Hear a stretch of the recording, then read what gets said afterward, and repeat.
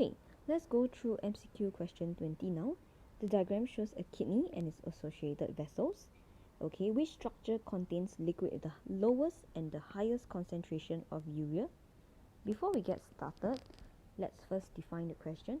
The kidney is essentially the organ that helps with excretion. Okay, and excretion over here is essentially the removal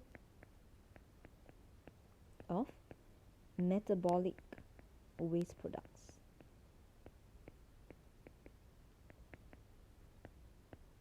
Okay, so let's take a look at the vessels that are present. Okay, so for vessel number 2, since it's from the heart, it is the renal artery. And since it has already passed through the entire body, okay, we can expect that the renal artery will contain quite a high concentration of urea, okay, since it has passed through the entire body. Okay, as for number 1, since it's going towards the heart, this will be the renal vein.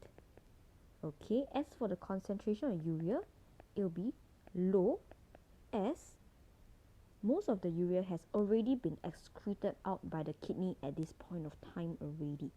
Okay, already excreted by the kidney. Okay, so as for 3 and 4, since you can see that 3 links to number 1, 3 will also be the renal vein, and 4 will be the renal artery.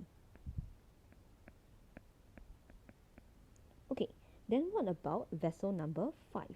Vessel number 5 is essentially the ureter.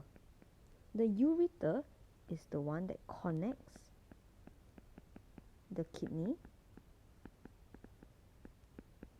to the bladder